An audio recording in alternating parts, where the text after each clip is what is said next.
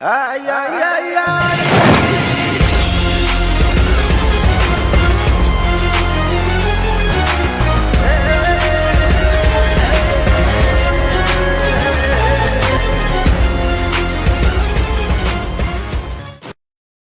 दियो ने अपने चमचे छोड़ना शुरू भी कर दिए हैं, जिसपे उनकी फाइट प्लेन पे होती है और एक खतरनाक बैटल के बाद विक्ट्री तो नसीब हो ही जाती है।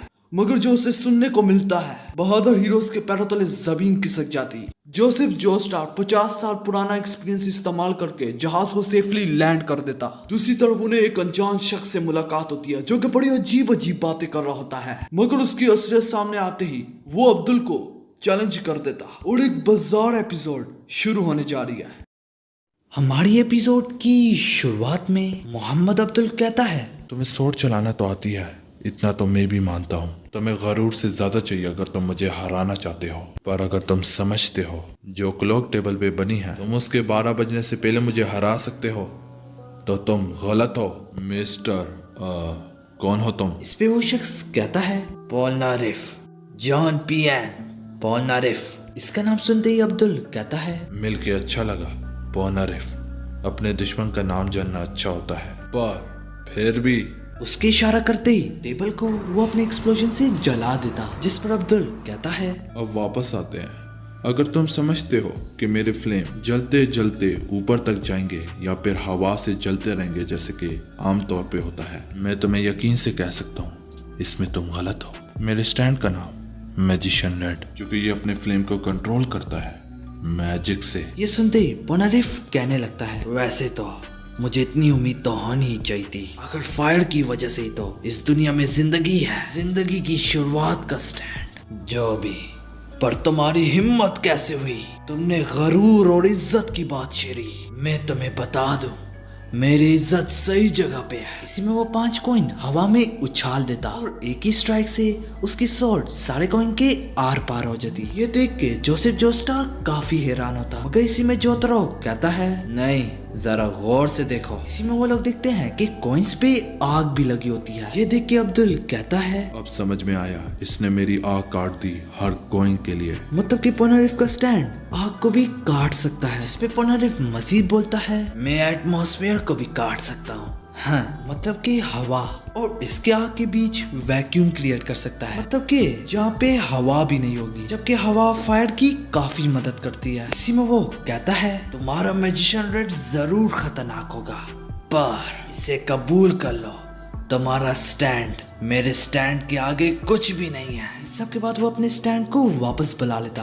और देखते ही देखते नजर से गायब हो जाता। इसी में अब्दुल नोटिस करता है कि वो इसके पीछे है और वो बाहर को जा रहा होता है, मगर जाते जाते वो कहता है, चैंडियत का कार्ड, मतलब कि जीत और फतह पाना। वैसे तो मैं तुम्हें कहीं भी हरा सकता हूँ, पर तुम्हारा स्टैंड बाहर को लड़ने के लिए अच्छा है, जिसमें तुम्हें फायदा है उसी में तुम्हें हराना ही मेरे लिए जीत है। और यहाँ पे मतलब उसका स्टैंड। देखते ही देखते सीन शिफ्ट होता है और हमें बाहर दिखाया जाता है। ये सब कुछ देख के जोसेफ जोस्टार कहता है, ये अब कैसी जगह है? इसके जवाब में काक्विन पीछे से बोलता है, टाइगर बाम गार्डन, जो कि एक फैंटास्टिक सी पहाड़ी जगह पे होता है, जो कि हांगकांग के फेमस डायहॉर्न रोड में बना है। इसका लैंडस्केप और इसका यूनिक स्टाइल हांगकांग को कुछ खास बनाता है। और वो उस जगह पे पहुंच जाते हैं जहाँ पे उन्होंने लड़ना होता है। इसी में पोनारिफ कहता है, मैं तुम्हारी किस्मत का हाल बताता हूँ अब्दुल, तुम इधर ही अपने स्टैंड के हाथों मरोगे। इसी में जोतरो भी लड़ने के लिए तैयार होता है, मगर अब्दुल कहता है, जोतरो, ये तुम्हारी लड़ाई नहीं है। जाहिर सी बात है, अब तो गरूर और इज्जत की बात छेड़ दी है। इसी में वो मजीद बोलता है, ऐसी खुली जगहों पे मेरे स्टैंड को कोई नहीं रोक सकता। इसी में अब्दुल अपने मैजिशियन रेड को बाहर निकालता है। दोनों लड़ने के लिए तैयार होते हैं और दोनों अपनी कातलाना आंखों से एक दूसरे को घूर रहे होते हैं। देखते ही देखते पोनारिफ का स्टैंड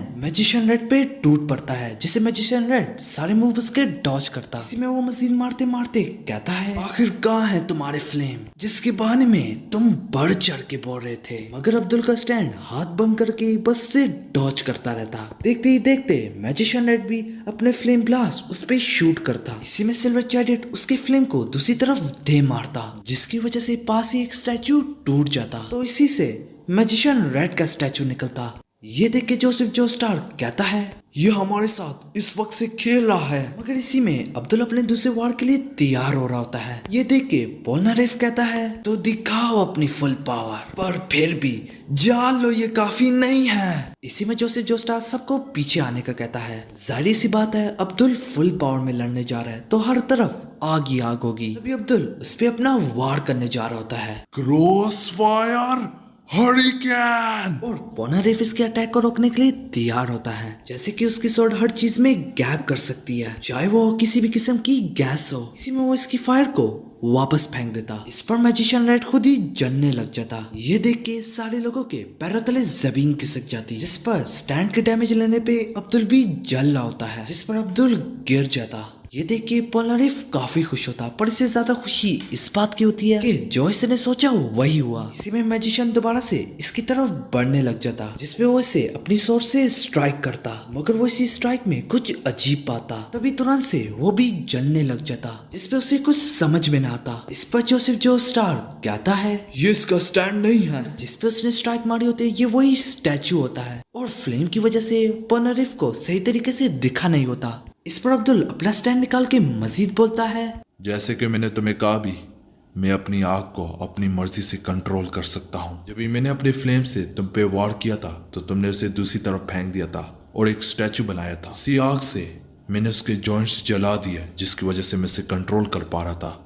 और जो हारेगा अपने स्टैंड के हाथों ही वो तुम हो पोलनारेफ। चलो अब दोबारा से कोशिश करते हैं। इसी में वो क्रॉस फायर हरिकेन का दोबारा से इस्तेमाल करता, जो कि सीधा जाके उससे लग जाता।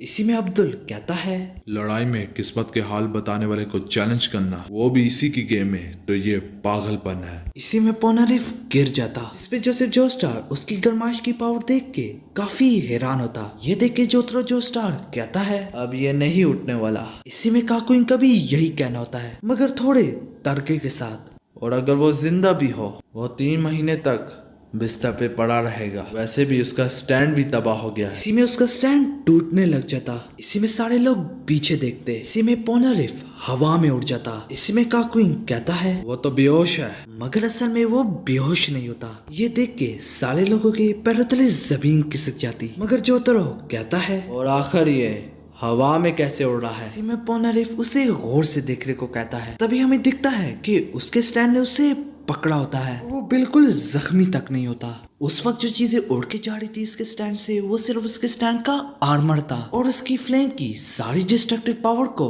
एब्जॉर्ब कर लिया था, जिसकी वजह से वो अभी तक जख्मी नहीं है। और इस आर्मर हटने की वजह से अब वो बहुत हल्का है, मतलब कि और भी तेज होगा उसका स्टैंड। इसी में वो मजीद कहता है, क्या तुम लोगों ने मेरे स्टैंड को मुझे पकड़ते हुए देखा था जब भी मैं हवा में खड़ा था? मतलब कि उसका स्टैंड काफी फास्ट हो गया था। जिस सब के बाद अब्दुल कहने लगता है, तो तुम ये कहना चाह रहे हो कि तुम मेरे वार को नहीं डॉज कर पाए?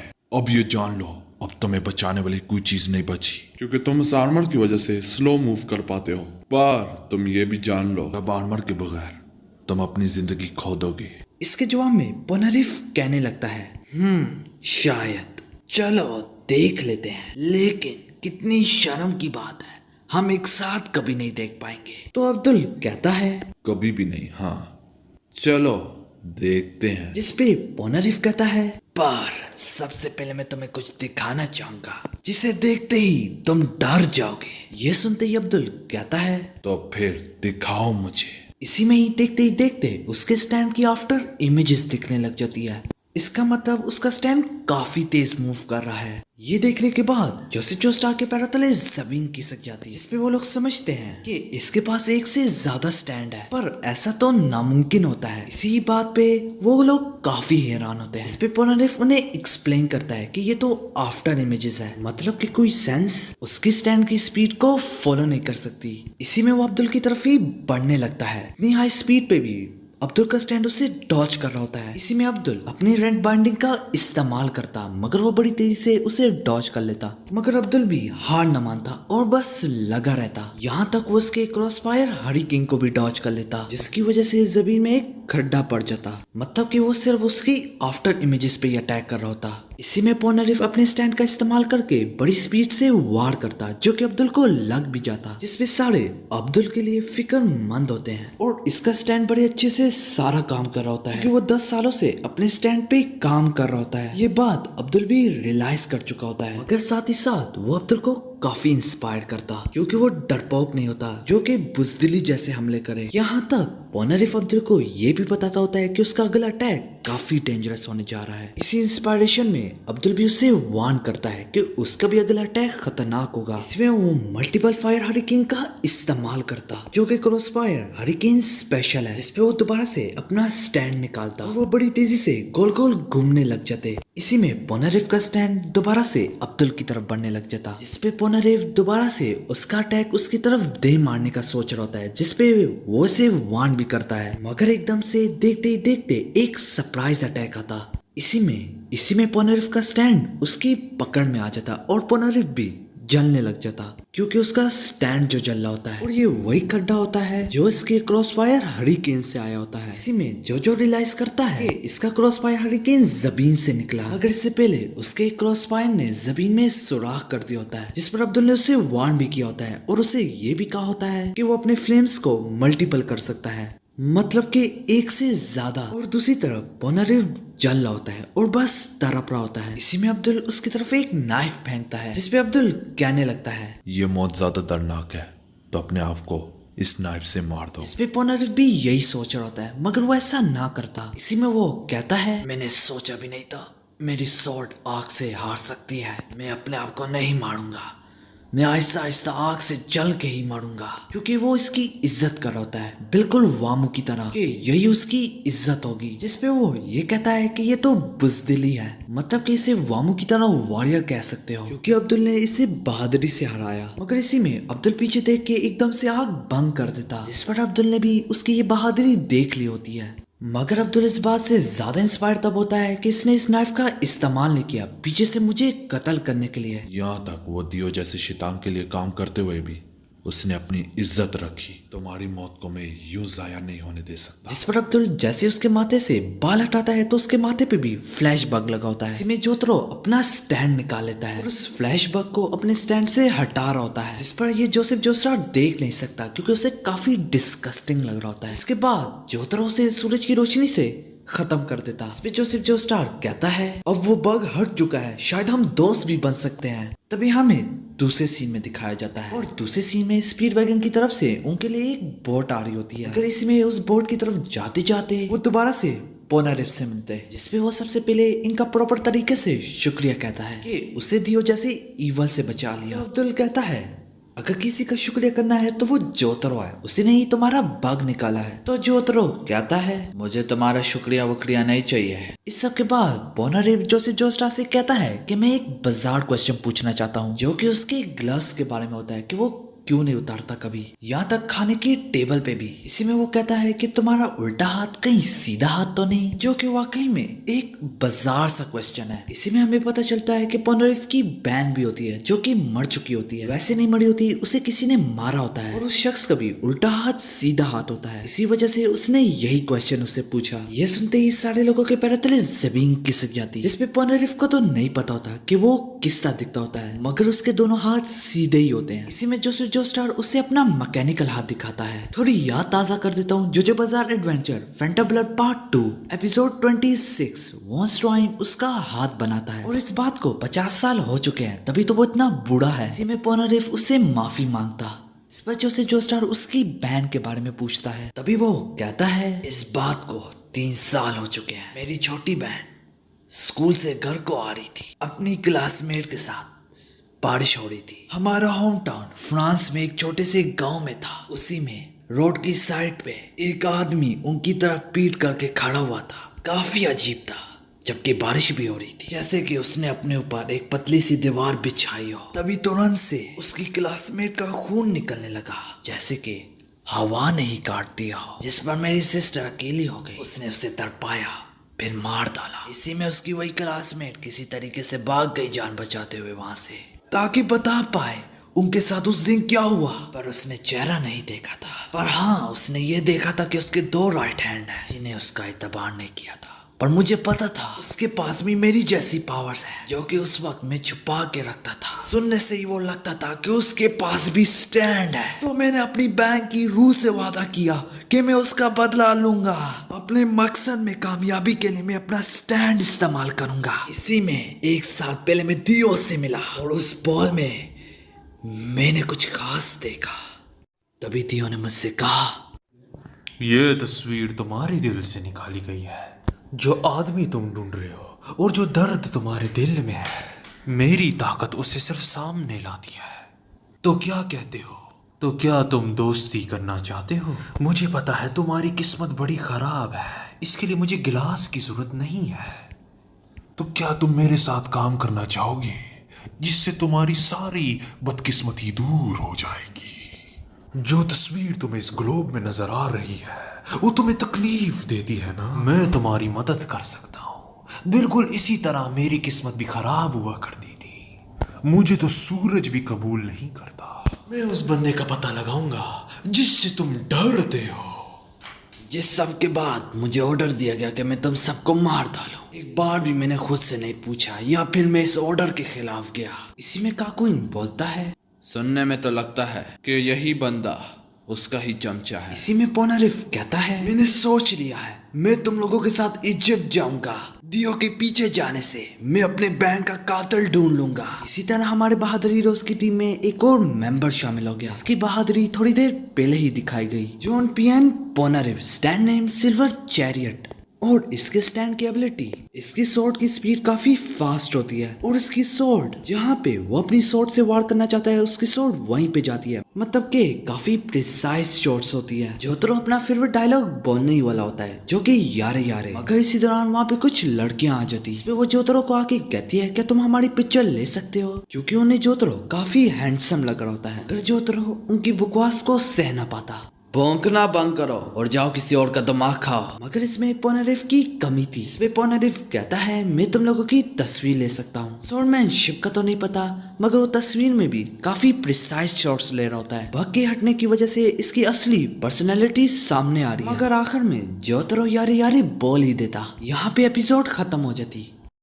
हमारी एपिसोड की शुरुआत में हमें दिखाया जाता है दियो के कर्ज के आगे स्पीड वैगन फाउंडेशन के लीडिंग फिजिशियन की आला ट्रीटमेंट भी उसके आगे घुटने टेक देती। होली की जान बचाने के लिए जोजो का क्रू इजिप्ट के सफर पे निकल गए। एयर ट्रेवल अब इनके लिए बहुत खतरनाक साबित हो सकता है, जिसकी वजह से ये लोग अब बोट में सफर कर रहे हैं जो कि सिंगापुर जा रही है। और हांगकांग से सिंगापुर पहुंचने में पूरे 2-3 दिन तो लग ही जाएंगे। मगर इसका मतलब ये बिल्कुल नहीं है कि ये खतरे से बाहर है। और काफी गर्मी होती है, जिसपे जोसेफ जोस्टार कहता है, कभी तुम दोनों अपना यूनिफॉर्म भी बदल लिया करो। क्या तुम्हें कभी गर्मी नहीं लगती? तो काकुइन कहता है, हम वैसे स्टूडेंट ही तो हैं। इससे मतलब अच्छे स्टूडेंट का हुलिया सही दिख रहा होता है। इसी में साइड से एक आवाज आती है जो कि एक लड़के की होती है और वो चिल्ला रहा होता है और वो कह रहा होता है, मुझे छोड़ दो, अपने हाथ मुझसे दूर करो। ये देख के जोसेफ जोस्टार कहने लगता है, ये कौन है? मैंने कहा भी था कोई और पैसेंजर हमारे अलावा ना हो। इस पर वो शख्स कहता है, माफी चाहता हूँ सर, पर ये छुपके से आया जो कि नीचे स्टोरेज में छुपा हुआ था। इसी में वो बच्चा से बदतमीजी करते हुए कहता है, मैं तुम्हारे नीचे लात मारूंगा।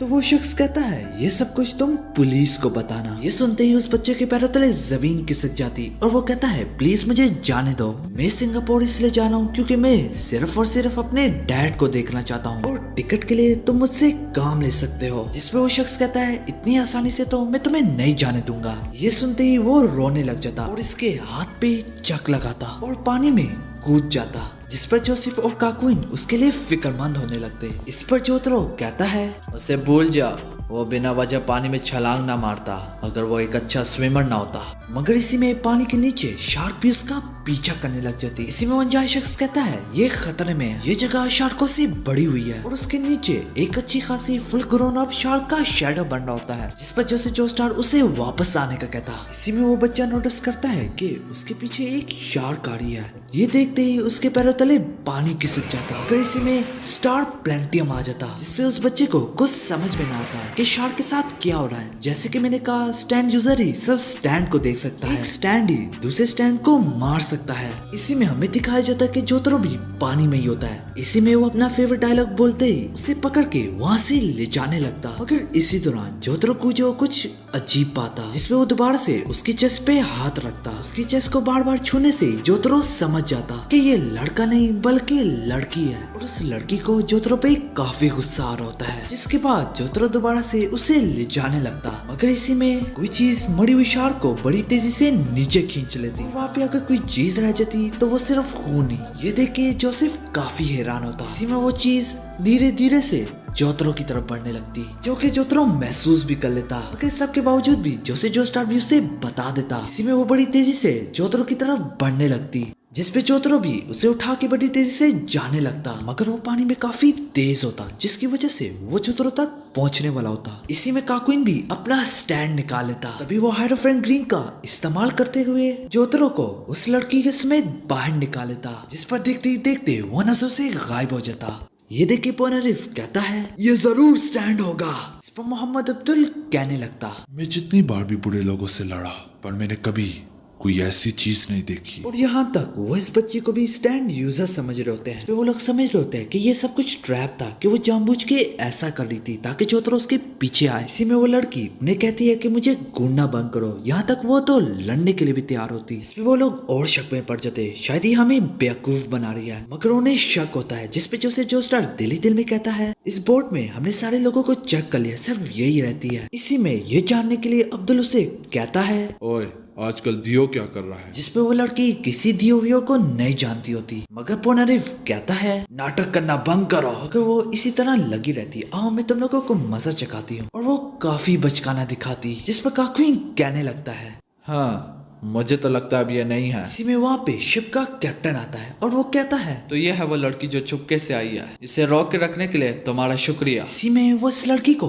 पकड़ लेता। मैं इन जैसे स्टॉल अवे के साथ बड़ी सख्ती से पेश आता हूँ। तुम जरूर लड़की होगी, पर अगर मैं तुम पे हल्का गया तो तुम और बिगड़ जाओगी। इसी में जोसेफ जोस्टार कहता है वो कैप्टन, मैं तुमसे कुछ पूछना चाहूंगा। तुमने 10 के 10 बंदों की शख्सियत के बारे में हमें बताया। वो कैप्टन कहता है बिल्कुल, सारे लोग तकरीबन 10 साल से यहाँ काम कर रहे हैं। मुझे आखिर समझ में नहीं आता तुम इतनी फिक्र क्यों करते हो, जबकि मैंने तुम्हें अपनी जबान दी है और माफी चाहता हूँ। इसी में वो जोतरो के मुंह से सिगरेट निकाल लेता। मैं रिक्वेस्ट करता हूँ कि तुम डेक में सिगरेट ना पियो। वैसे भी तुम इस एशेस के साथ क्या करोगे? क्या तुम इसे साफ सुथरे पानी में फेंक दोगे? तुम जरूर मेहमान होगे शिप में, पर तुम मेरे रूल्स के मुताबिक रहोगे। इसी में वो सिगरेट को इसकी कूल सी कैप से रगड़ देता और उसकी जेब में डाल देता। ये देख के सारे लोग काफी हैरान होते हैं। जिस पर वो जैसे ही जाने लगता है तो जोतरो कहता है रुको, अगर तुम नहीं चाहते मैं सिगरेट पियो तो मुझे कह देते जैकैस। इसमें जोसेफ जोस्टार उसे रोकने लग जाता है। वो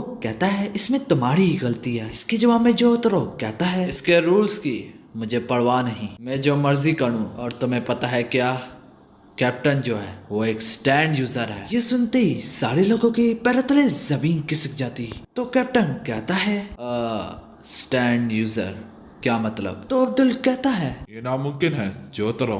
हमने कैप्टन ड्रैगन को चूज किया क्योंकि इससे हमें स्पीड वैगन फाउंडेशन ने रेकमेंड किया था। इस पे कैप्टन मजीद बोलता है मुझे तुम लोगों की बात तक नहीं समझ में आ रही। जिसपे पोनारिफ कहता है इसी पे तोकली इल्जाम लगाना और कंफ्यूजन पैदा कर सकता है जोतरो। तो जोतरो कहता है मुझे एक तरीका मालूम पड़ा है स्टैंड यूजर को ढूंढने का। जब स्टैंड यूजर स्मोकी एक सिप भी लेता है तो उसके नाक पे एक रग बढ़ाती है। ये देख के जितने भी स्टैंड यूजर होते हैं वो सारे अपने नाक पे हाथ रख देते, स्वाय उस बच्ची को छोड़ के, जिसमें हमारा कैप्टन भी शामिल होता है। ये देख के पोनारिफ कहता है ये क्या बकवास है जोतरो। जिसके जवाब में जोतरो कहता है मैंने तो वैसे मजाक किया, पर हमने इसी मजाक में उसे ढूंढ लिया। ये सुनते ही सारे लोगों के पैरों तले जमीन खिसक जाती। मगर उस लड़की को कुछ समझ में ना आ रहा होता। जिस सब के बाद जोसेफ जोस्टार कहता है जोतरो, तुम्हें कैसे मालूम पड़ा था कि ये स्टैंड यूजर है? इसके जवाब में जोतरो कहता है नहीं, मुझे इस पे शक नहीं था, मगर मैंने सोचा था कि ये ट्रिक मैं सब पे इस्तेमाल करूंगा।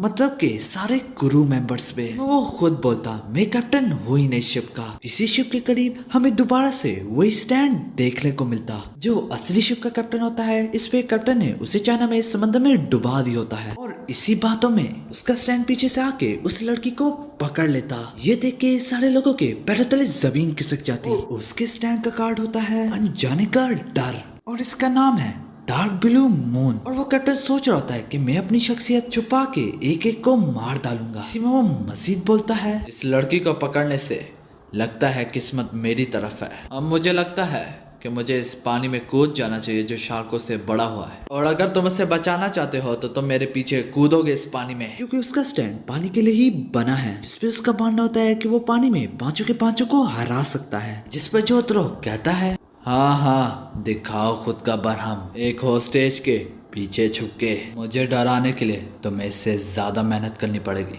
और उस कैप्टन ने स्टार प्लेटिव के बारे में सुना होता है, जिसमें उसका बाहर तो मुकाबला नहीं कर सकता, तो वो सोच रहा होता है कि पानी में मैं इसका मुकाबला कर पाऊंगा। इसलिए तो वो उसे पानी में बुला रहे हैं ताकि वो टेस्ट कर सके कि वो काफी फास्ट स्टैंड है। पर उससे हमें ये भी सुनने को मिलता है कि उसका डार्क ब्लू स्टैंड पानी में किंग है, मतलब कि पानी में वो काफी फास्ट है, उसकी कोई कमजोरी नहीं है पानी में, जिसपे वो लड़की समेत पानी में कूदने लगता। मगर पानी में जाने से पहले ही स्टार प्लेटिनम उस पे टूट पड़ता, उसे काफी मारता, मारते मारते उस बच्चे को भी बचा लेता, जिस पर वो फेक कैप्टन ने भी काफी डैमेज ली होती है। और वो इसकी स्टैंड की स्पीड देख के काफी हैरान होता। वो ये बिल्कुल एक्सपेक्ट नहीं कर रहा होता कि उसका स्टैंड बड़ी तेजी से हम पे टूट पड़ेगा। मगर देखते ही देखते जोतरो के हाथ में बाहर निकलने लगते, जो कि मुख्तलिफ पानी के जीव्स हैं। और जोतरो को ऐसे महसूस हो रहा होता है जैसे कोई उसे नीचे खींच रहा है। इसी में जोतरो के हाथ से खून निकलने लगता, जिस पर जोतरो को मानना होता है कि उसने ये तब किया जब जो उस पे टूट पड़ा। आहिस्ता आहिस्ता वो मजीद बढ़ता जा रहा होता है। इसी में जोस्टार रियलाइज करता है कि कैप्टन कहीं अचानक से गायब हो गया। इसी दौरान जोतरो पानी में गिरने लगता है, मगर गिरते गिरते वो उस बच्ची को उछाल लेता, जिस पर हाइड्रोफाइन ग्रीन उस बच्ची को पकड़ लेता है। और जोतरो अपने सामने वही स्टैंड पाता, जिस पर जोतरो उस पे वार करता, मगर वो पानी में कुछ ज्यादा ही ताकतवर होता। इसी में जोतरो देखता है कि उसका यूजर भी पानी में है, और वो काफी खुश होता है कि जोतरो पानी में है। वो पानी में अपने स्टैंड को इस्तेमाल किए बगैर आसानी से बोल पा रहा होता है, जिसपे वो जोतरो को भी यही कहता है कि अपने स्टैंड का इस्तेमाल करके मुझसे बात करना। इसी में स्टार प्लेटिनम कहता है, तो तुम कौन सी फिश डिश बनना पसंद करोगे जब भी मैं तुम्हारी धुलाई कर दूं। इसी में वो फेक कैप्टन कहता है, मुझे पता है तुम क्या सोच रहे हो, आखिर कितनी देर तक ये बंदा पानी के अंदर रह सकता है, मैं तो सिर्फ 2 मिनट तक रह सकता हूँ, क्या ये मुझसे ज्यादा देर तक रह सकता है। जिसपे मजीद बोलता, उसके लंग्स की कैपेसिटी आम इंसान के 3 टाइम्स पे बड़ी है, और मैं इस चीज पे ट्रेनिंग भी करता हूँ, और मेरी सबसे बेहतर 6 मिनट 12 सेकेंड। और डार्क ब्लू मून्स के फिंग्स कटर शिप रिपेलर से भी तेज है, साथ ही साथ ज्यादा शार्प भी। इससे पहले तुम दोबारा से बड़ी बड़ी छोड़ना शुरू करो, मैं चाहूंगा कि तुम अपनी स्टैंड पे नजर डालो। डार्क ब्लू मून्स के बार्निकल्स तुम्हारे स्टैंड पे फैल रहे हैं, आहिस्ता आहिस्ता तुम्हारी लाइफ एनर्जी एब्जॉर्ब कर रहे हैं, जिसपे जोतरो ऊपर जाने लगता। मगर इसी में वो फेक कैप्टन पूरे समंदर को हिला के रख देता। ये वर्लपुल देख के बाहर सारे लोगों को काफी फिक्र होने लगती। इसी में सारे लोग अपना स्टैंड भी पानी के अंदर बेचने लगते, मगर पानी को सिर्फ छूने से काकुइन के हाथ से खून निकलने लगता। इसी में काकुइन देखता है कि इसके स्टैंड के पास स्केल भी है, जो कि रेजर की तरह शार्प है, और पानी इन चीजों से पूरा बढ़ चुका होता है, जिसपे सारे लोग रियलाइज कर जाते कि वो फेक कैप्टन झूठ नहीं बोल रहा था, वो पानी में पांचों के पांचों को हरा सकता है। खैर इस वक्त पानी के बाहर वाले लोग ऐसा सोच रहे हैं, लेकिन इस वक्त जोतरो भी उसकी पकड़ में आया हुआ है, और जो पानी में स्केल्स मौजूद है वो जोतरो के स्टैंड को और जोतरो को नुकसान पहुंचा रही है। इसी में वो फेक कैप्टन कहता है, मुझे पता है तुम क्या सोच रहे हो, इस वर्लपुल में सिर्फ एक ही जगह महफूज है, तुम ये सोच रहे हो कि तुम भी किसी तरीके से सेंटर में आके मुझ पे अटैक कर दो। अगर तुम्हें लगता है कि तुम दोबारा से मुझे पंच मार सकते हो तो जरूर कोशिश करना, तुम्हारा स्टैंड नहीं हरा सकता, तुम्हारे स्टैंड की पावर भी ड्रेन होती जा रही है, चलो देखते हैं तुम वार कर पाओगे जो कि अंडर वाटर कटर से भी शार्प हो। और बाकी के लोग बस देखने के अलावा कुछ ना कर पाते। इसी में काकुइन की नजर जोतरो पे जाती, जिसपे पोनारिफ कहता है, मेरे ख्याल में वो इसके खिलाफ तक नहीं जा रहा। ये सुनते ही जोसेफ जोस्टार कहता है, खिलाफ नहीं जा रहा, शायद ये अच्छी चीज हो सकती है। इसी में डार्क ब्लू मून वार के लिए तैयार होता, मगर जोतरो ने भी कच्ची गोलियां नहीं खेल के रखी होती, वो अपनी कमजोरी को ही अपनी स्ट्रेंथ में बदल देता। जैसे ही बार्निकल्स उसके हाथ से थोड़ा सा भी हटता तो वो अपनी 2 उंगलियों को स्ट्रेच कर लेता। उसकी 2 उंगलियों में काफी पावर होती, जो कि सीधा जाके उसके स्टैंड को लगती। देखते ही देखते वाटर दोबारा से स्टेबल हो जाता। इसी में वो फेक कैप्टन सोच रहा होता है, इसने जानबूझ के हाथ पांव हिलाना छोड़ दिए, इसकी स्टैंड की सारी पावर ड्रेन होती चली जा रही थी। तो बची कुची पावर इसने अपनी उंगलियों पे फोकस कर ली, जिसपे वो समझता है कि ये सब कुछ जोतरो का पहले से ही प्लान था। जोतरो इसको इसके पानी में ही डुबाने का सोच रहा था, जिसमें जोतरो कामयाब भी हो गया। इसी में जोतरो पानी के ऊपर आके शिप की तरफ बढ़ने लगता, मगर इतने में इनकी शिप एक्सप्लोड करना शुरू कर देती। देखते ही देखते सीन शिफ्ट होता और रात हो जाती। पूरी रात वो छोटी कश्तियों पे गुजारा करते और देखते ही देखते नया दिन भी स्टार्ट हो जाता। इन्होंने मदद के लिए सिग्नल भी भेज दिया होता है। इस पे बच्ची पूछती है आखिर क्या हो रहा है, तुम लोग कौन हो? जिस पर जोस्टा सिर्फ इतना ही कहता है कि यही समझो हम लोग एक मुसाफिर हैं। तुम अपने डैड के लिए सफर पे निकली हो और मैं अपनी बेटी के लिए। जैसे वो पानी का घूंट बढ़ती, इसी में वो पानी वापस बाहर निकाल लेती। वो काफी बुखला जाती। इस पे तुरंत ही इनकी तरफ एक बहुत बड़ी शिप बढ़ी होती और यहाँ पे हमारी बाजार सी एपिसोड खत्म हो जाती। की शुरुआत में हमें दियो ब्रांडो के बारे में दिखाया जाता है, जिस पर दियो कहता है, अनियाबा, मैं तुमसे कुछ पूछना चाहता हूँ, जिंदा रहने का क्या मतलब होता है? इसके जो हमें नियाबा कहती है, जिंदा रहने से मतलब जिंदगी में हर कुछ पाना, अपनी जिंदगी अपने मुताबिक जीना, प्यार, मोहब्बत, खाना, मशहूर होना, यही सब कुछ जिंदगी का मतलब और मकसद होते हैं। लेकिन दियो कहने लगता, पर अगर किसी को कोई चीज चाहिए तो उसके लिए उसको लड़ना होगा, क्या ये सच नहीं है इनियाबा? और अगर वो जंग हार जाए तो हमें वो चीज नहीं मिलती जो हमें चाहिए होती है, और उसके नतीजे में बंदे को बहुत ज्यादा तकलीफ होती है कि उसने वो चीज हासिल ही नहीं की जिसके लिए उसने ये जंग लड़ी थी। और नाकामी के डर पे काबू पाना वही जिंदा रहने का मतलब है। खैर, ऐसा तो मैं सोचता हूँ। और जो सबसे ऊपर खड़ा होता है उसी को किसी चीज का डर नहीं होता। क्या तुम्हें मेरी बात समझ में आई इनियाबा? तो नियाबा कहती है, मैंने ही तुम्हें तुम्हारे स्टैंड के बारे में बताया, उसे इस्तेमाल कैसे करते हैं। वैसे भी तुम्हारा जिस्म इमोर्टल है, क्या दुनिया में अभी भी कोई ऐसी चीज है जिसे तुम्हें डर लगता हो? तो दियो कहता है, जो स्टार की नस्लें। ये सुनते ही इनियाबा कहने लगती, जो स्टार? क्या जो स्टार तुम्हें परेशान करते हैं वो तुम्हारे और तुम्हारे स्टैंड के करीब भी नहीं पहुंचते। इसके जवाब में दियो कहता है, लेकिन मुझे लगता है ये मेरी किस्मत में लिखा है, और बल्कि ये उनकी किस्मत में भी लिखा है कि वो मुझसे भी लड़ाई करेंगे। मुझे जो स्टारों से कोई डर नहीं लगता, लेकिन ये उसके खून से मुझे बड़ा डर लगता है, क्योंकि उनको मैं हल्का नहीं ले सकता। और अपना डर खत्म करने के लिए मैंने ये फैसला कर लिया है कि सारे जो स्टारों को इस दुनिया से खत्म करना। दियो की ये बात सुन के इनियाबा कहने लगती, ये तो पागलपन है, मैं इन बेकार चक्करों में पड़ने की कोई जरूरत नहीं। मैंने इस मकसद के लिए 7 स्टैंड यूजर्स भेजे हैं, the empress, the hangman, strength, the wheel of fortune, temperance, the emperor और डेवल। उनके होते हुए तुम्हें एक्शन लेने की कोई जरूरत नहीं। देखते ही देखते सीन शिफ्ट हो जाता। तभी दूसरे सीन में सारे लोग इसी फ्लेटर की तरफ बढ़ने लगते। इसी में जो बोलता है, जो तरह कोई चीज तुम्हें परेशान कर रही है, कहीं तुम्हें ये तो नहीं लगता कि इस फ्रेटर में भी स्टैंड यूजर होगा? तो जो कहता है, नहीं, काफी अजीब है कि इन्होंने सीढ़ियां भी नीचे की हुई है, पर कोई भी आसपास तक नहीं दिख रहा। जिसपे पोनारिफ इन्हीं सीढ़ियों पे चलने लगता और वो चलते हुए कहता है, ये शिप हमारी मदद के लिए ही आई है, तो कोई तो होगा। क्यों ना इस पे सारे ही स्टैंड यूजर हो, मुझे फर्क नहीं पड़ता, मैं अंदर जा रहा हूँ। जिसपे सारे लोग एक दूसरे को घूरने लगते, मगर उन सब के पास कोई और चारा भी ना होता। जिसपे सारे लोग सीढ़ियां चलने लगते। इसी तरह सारे लोग ऊपर आ जाते, सारे लोग इस प्लेटर में फैल जाते। दूसरी तरफ जोसेफ जोस्टार, जोतरो, काक्विन कैप्टन के रूम में जाते, मगर तभी वहाँ पे उन्हें कोई ना मिलता, जिससे वो काफी अजीब पाते। यहाँ तक कि कोई कैप्टन तक नहीं, रेडियो में कोई इंजीनियर तक नहीं और बाकी के वगैरह वगैरह। मगर इन सब के बावजूद बाकी की चीजें और मशीनरी वगैरह सब कुछ नॉर्मल होता। इसका मतलब ये कोई अबैंडन पुरानी शिप्स में नहीं हो सकती। जिस सब के बाद वो लड़की उन्हें कुछ दिखाने लग जाती, जिसके बाद वो लड़की उन्हें केज में एक बंदर दिखाती। ये देख के जोसेफ जोस्टार कहने लगता, चलो फैल जाते हैं और ढूंढते हैं कौन इसे खिलाता था। ये सुनने के बाद वहाँ से सारे लोग जाने लगते, मगर तभी वो लड़की वहाँ पे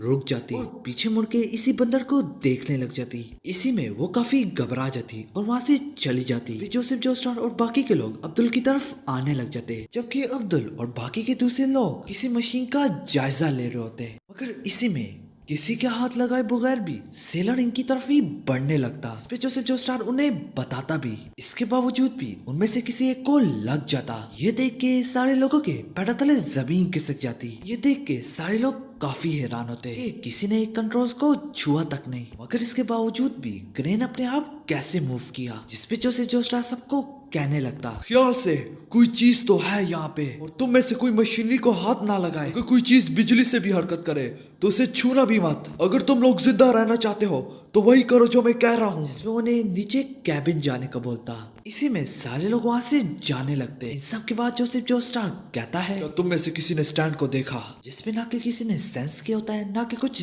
देखा होता है। फिर काकुई अपने हाइड्रोफोन ग्रीन का इस्तेमाल करते हुए कुछ मालूमात जमा करने लगता। दूसरी तरफ वो लड़की उन्हें घूर रही होती। तभी वो दिल ही दिल में कहती है, मुझे कुछ समझ में नहीं आ रहा कि आखिर यहाँ पे क्या हो रहा है। पर जब से ये लोग आए हैं बस एक मुसीबत के ऊपर दूसरी मुसीबत, एक आफत के ऊपर दूसरी आफत। कहीं ये लोग जिंक्स तो नहीं?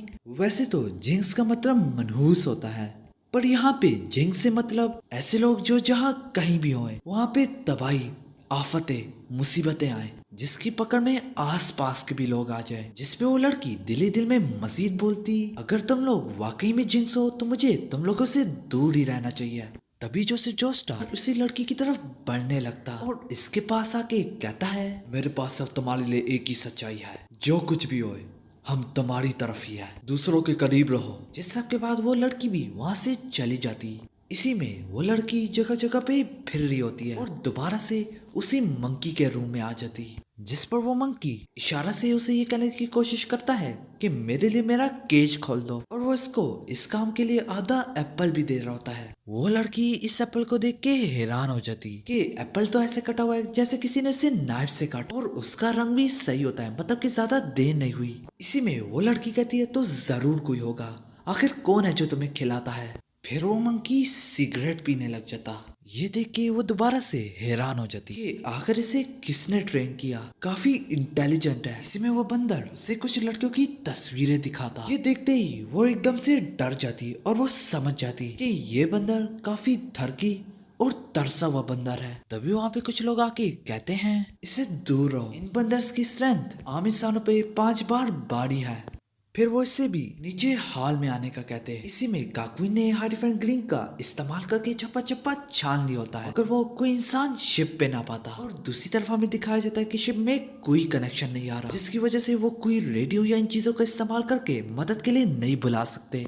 और उस लड़की को अपने से साल्ट वाटर की स्मेल आ रही होती है। अभी हमें दूसरे सीन में दिखाया जाता है, वो लड़की शावर लेने के लिए अपने कपड़े उतारने लगती, और जब वो नहाने लगती तभी दूसरी तरफ हमें दिखाया जाता है जो मदद के लिए अप्लाई कर रहे होते हैं वो मर चुके होते हैं। जहाँ पे वो नहा रही होती है उसी में पर्दे के पीछे किसी का शेडो बन रहा होता है, और पर्दा हटने पे दिखता है वहाँ पे वही थड़की मंकी होता। इसी तरह हमें दूसरे सीन में दिखाया जाता है जिसमें जोतरो उसी केज रूम में होता है और केज टूटा होता है। तभी हमें दोबारा से उसी सीन में दिखाया जाता है, और वो थड़की मंकी उस लड़की पे टूटने लगता, मगर पीछे से जोतरो आ जाता और उस मंकी के कान के नीचे जोर से रख के लगाता। वो लड़की जोजो को यहाँ पे देख के काफी खुश होती। इसी में वो मंकी वहाँ से निकलने लगता, मगर तभी जोतरो उसकी तरफ उसका लॉक फेंकते हुए कहता है, ओए तुम अपना लॉक ले जाना भूल गए। जिसपे वो बंदर जोतरो का गिरबान पकड़ लेता। इसी में जोतरो को इस मंकी पे शक होने लगता कि कहीं ये स्टैंड यूजर तो नहीं। देखते ही देखते वो मंकी जोतरो की तरफ लात मारता, मगर जोतरो बड़ी आसानी से अपने स्टार प्लेनेटी का इस्तेमाल करके रोक लेता, मगर अचानक से पीछे से पंखा टूट जाता और इसी में वो गिरता नहीं बल्कि घूमने लग जाता, जो कि जाके सीधा जोतरो के शोल्डर पे लगता। जिस पर जोतरो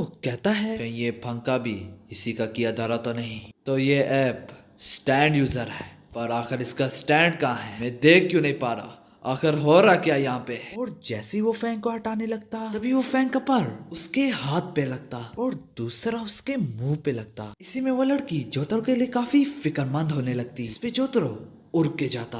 ये सारा कुछ जोतरो को कुछ समझ में ना आता। फिर वो बंदर भी जोतरो की तरफ ही बढ़ने लगता, और जोतरो जब उड़ के जा रहा होता है कि आगे से एक खिड़की टूट जाती और उसके ग्लासेस जोजो की तरफ ही बढ़ने लगते। तभी तुरंत से जोतरो अपने स्टार प्लेनेटी का इस्तेमाल करते हुए सारे ग्लासेस को पकड़ लेता।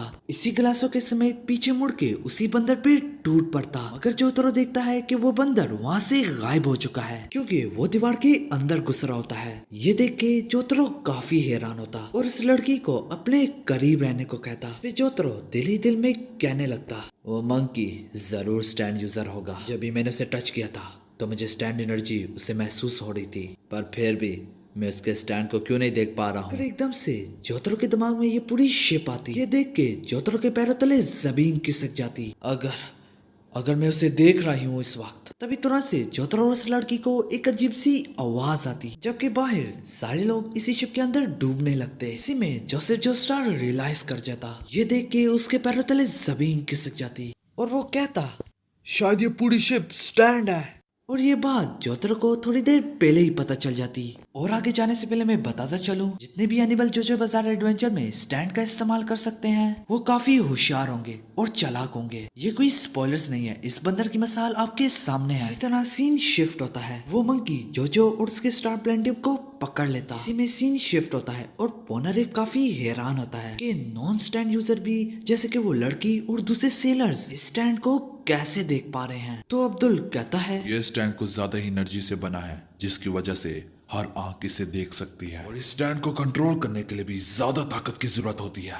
काकुइन, तुम अपने हाइरोफैंट ग्रीन का इस्तेमाल करके जोतरो को खबरदार करो। इसके जवाब में काकुइन कहता है, मैं नहीं कर सकता, इसने मेरे स्टैंड को भी पकड़ा हुआ है। तो पोनारिफ कहता है, तो ऐसा महसूस होता है जब हम अपनी मौत को गले लगा रहे हो। इस सब के बाद वो शिप उन पे प्रेशर अप्लाई करने लग जाती कि दूसरी तरफ इन सब में बंदर अच्छे तरीके से तैयार हो गया होता है। इसी में वो मंकी जोतरो को कुछ दिखा रहा होता है जिसमें लिखा होता है फोर्स, एनर्जी, पावर 8 और काफी कुछ। मतलब कि वो अपनी स्ट्रेंथ की पावर दिखा रहा है और जो कुछ भी लिखा है वो स्ट्रेंथ से निकला है। मतलब कि इसका स्टैंड का नाम स्ट्रेंथ है।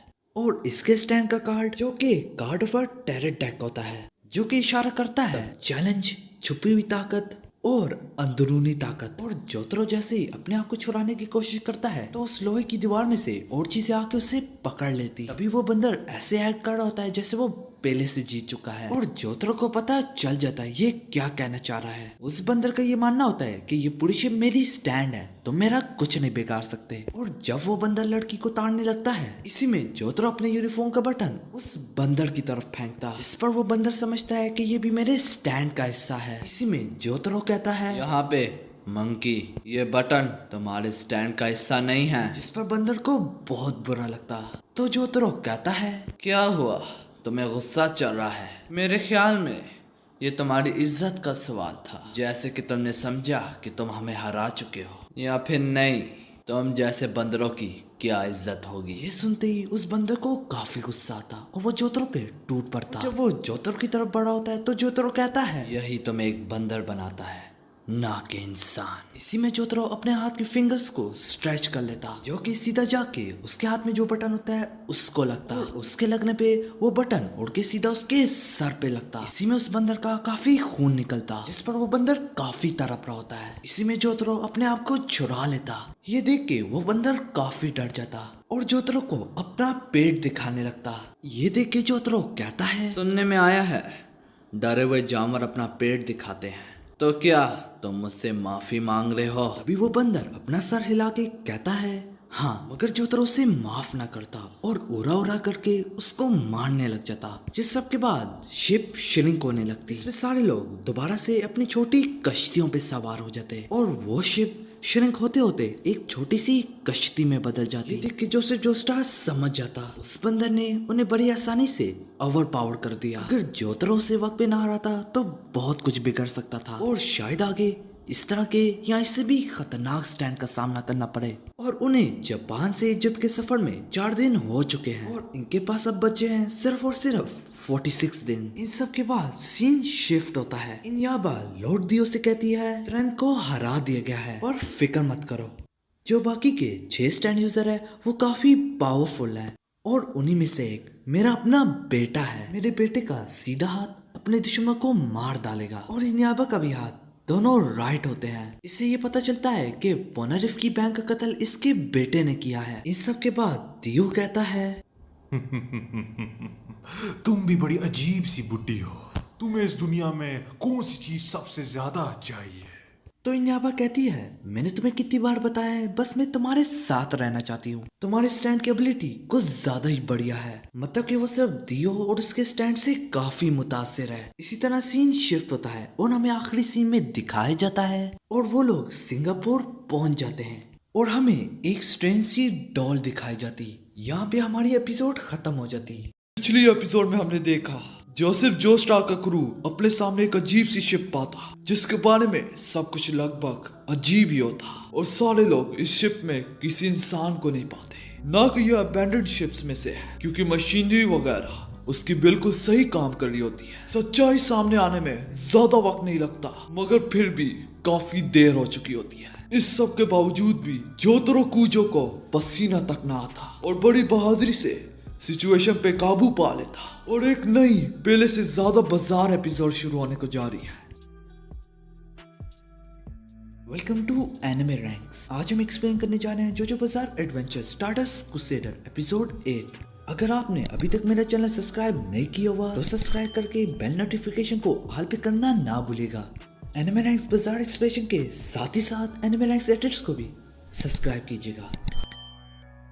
हमारी एपिसोड की शुरुआत में जोतरो कुजो और बाकी के लोग सिंगापुर पहुंच जाते हैं। अभी वहाँ पे पुलिसमैन इनकी तरफ ही बढ़ने लगता और वो पोनारिफ के पास आके कहने लगता, ओए तुम जिसके बालों से तिरछी जमीन बनी हुई है, हाँ तुम ही, तुमने ये गन जमीन पे फेंका ना। मगर पोनारिफ काफी कंफ्यूज होता क्योंकि उसने कोई गन गिराया तक नहीं। इस बात पे पोनारिफ पे सिंगापुर $500 का जुर्माना लगता जो कि सिंगापुर का ला है जापानीज करेंसी के मुताबिक 40,000 येन या फिर इससे भी ज्यादा। तो पोनारिफ कहता है, सर आप किस बारे में बात कर रहे हैं? तभी पुलिसमैन नीचे की तरफ इशारा करता। जिसकी तरफ वो पुलिसमैन इशारा कर होता है वो कोई ट्रैश नहीं बल्कि पोनारिफ का अपना लगेज होता। ये देख के पोनारिफ कहने लगता, ओह अगर मुझे कुछ दिख रहा भी है वो मेरा अपना लगेज है। हाँ आप तो जरूर कानून की बात कर रहे होंगे। अगर तुम कुछ गलत कह रहे हो तो मैं कानून के ही मुताबिक हूँ।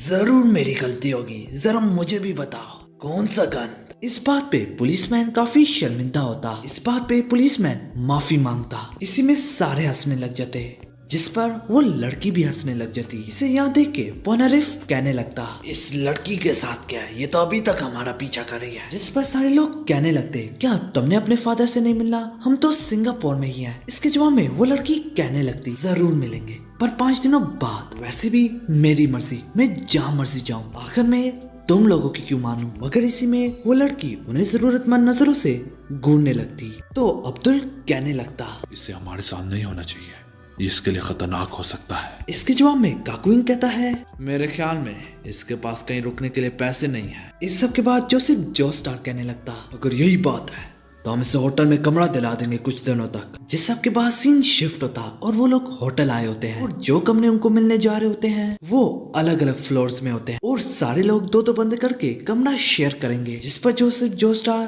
और अब्दुल, काकुइन और जोतरो, मगर वो लड़की पोनारिफ के साथ एक ही कमरे में रहने से इनकार कर देती। तो जोसेफ कहता है, वैसे है तो वो छोटी पर हम उसे अलग रूम दिलवा देंगे। तो टोटल रूम्स 4 होते। फिर इन सब के बाद पोनारिफ कहने लगता, हमें कोई जगह तो आराम करने के लिए मिली, मैं तो बच्चों की तरह सोऊंगा जो कि काफी महफूज जगह है। सारे लोग अपने अपने फ्लोर्स में चले जाते। तभी पोनारिफ भी अपने रूम में आ जाता और वो हर जगह को अच्छे से देखने लग जाता।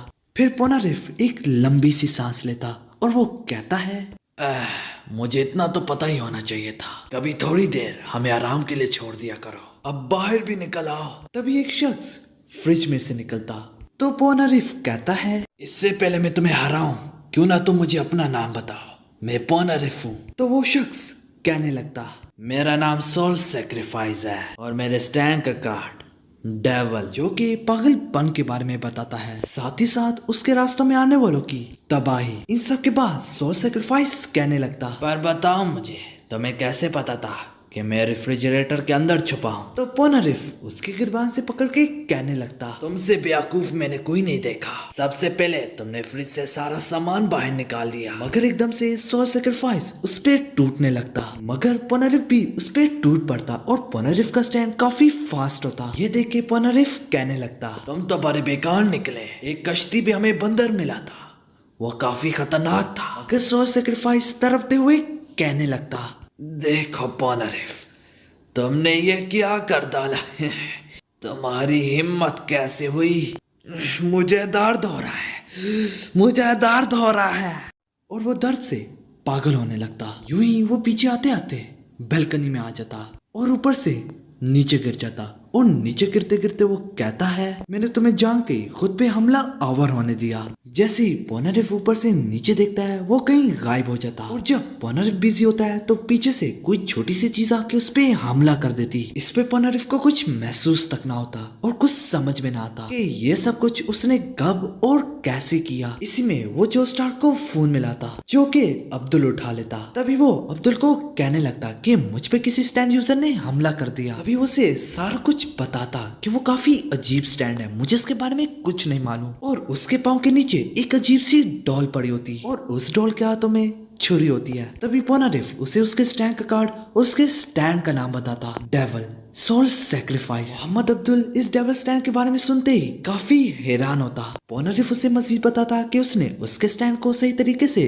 नहीं देखा। और पोनारिफ उससे कहता है, मैं 5 मिनट में तुम्हारे रूम आ रहा हूँ। इस सब के बाद पोनारिफ उस डॉल को उठा लेता और फ्रंट डेस्क में कॉल करता कि उसका पाँव थोड़ा जख्मी हो गया, कुछ पट्टी शट्टी देता और फोन बंद करके उस डॉल को उसकी जगह पे रख देता। दूसरे सीन में हमें जोसेफ जोस्टार और अब्दुल के बारे में दिखाया जाता। तभी जोसेफ जोस्टार कहता है, अब्दुल, क्या तुम्हें इस स्टैंड के बारे में पता है जिसने पोनारिफ पे हमला किया है? इसके जवाब में अब्दुल कहने लगता, हाँ मुझे पता है, सोल सैक्रिफाइस अमेरिका का रहने वाला है, असैसिन है जो पैसों के लिए काम करता है, जो कि वो एक खतरनाक स्टैंड यूजर है। पॉलिटिशियंस, माफिया, मिलिट्री, ये सारे लोग उससे हायर करते हैं। मैंने इसे पहले भी देखा हुआ है। उसका जिस्म जख्मों के निशान से भरा हुआ है, जो कि अपने दुश्मनों को अपने आप पे खुद हमलावर होने देता था। और इसी तरह उसे इस जख्म की बदले की आग लग जाती थी और उसी बदले की आग से वो अपना स्टैंड को कंट्रोल करता है। और जिनको ये मार देता है उनके लिए आम इंसानों को लगता है कि उसे लानत ने मार डाला है। इस बात पे अब्दुल का भी मानना होता है कि उसने पोनारिफ को अपने आप पे खुद हमला आवर होने दिया ताकि वो इसके खिलाफ बदले की आग का इस्तेमाल कर सके। और उसका स्टैंड किसी ने नहीं देखा हुआ। उसकी वजह अब्दुल बताता है, क्योंकि जिसने भी उसके स्टैंड को देखा है वो कभी जिंदा ही नहीं बचा। तो हमें सोचना होगा कि हम उसे कैसे निपटे। किसी के लिए अकेला रहना बहुत खतरनाक हो सकता है। जिस पर जोसेफ जोस्टार सबको इसी रूम में बुला लेता, जो कि पोनारिफ 5 मिनट में आएगा। इसी तरह सीन शिफ्ट होता और पोनारिफ को रूम की नहीं मिली होती, जो कि पोनारिफ ने इसी डोर वाले दराज पे रखी थी।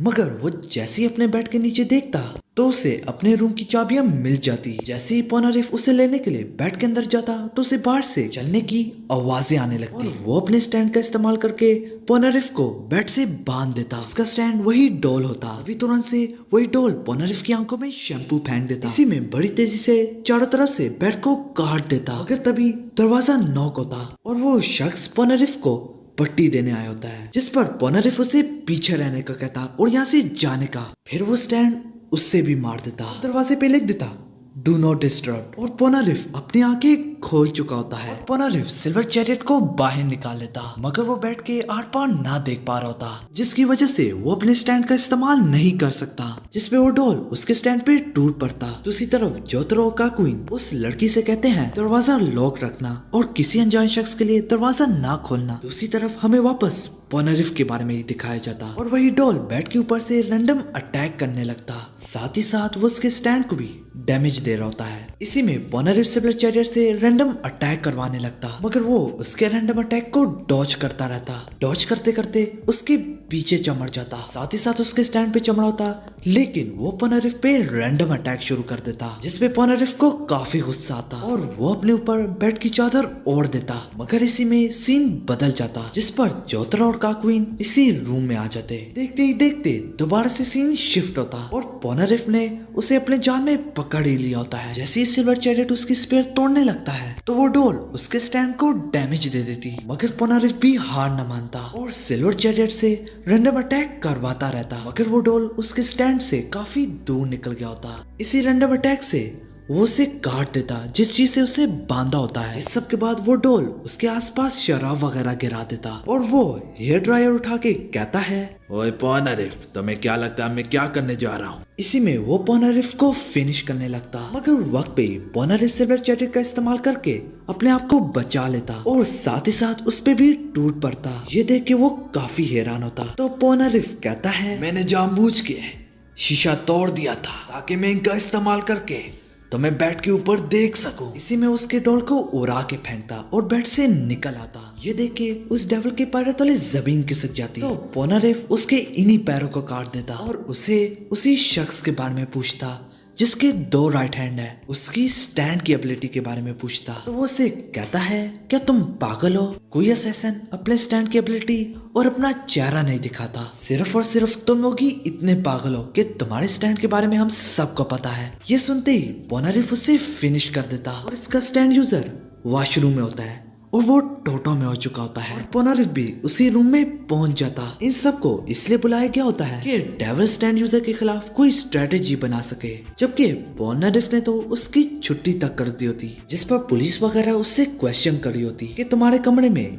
एक लड़के की डेड बॉडी क्यों है। यहाँ तक उसी होटल में वॉशरूम में भी एक डेड बॉडी मिली है, मगर पोनारिफ चुप ही रहता और वो कहता, I have right to remain silent. मगर इसी में उसे छुड़ाने के लिए स्पीड वैगन फाउंडेशन का एक ऐसा शख्स आता जिसकी पहुंच बहुत दूर दूर तक होती। ये सब कुछ स्पीड वैगन की तरफ से हो रहा है।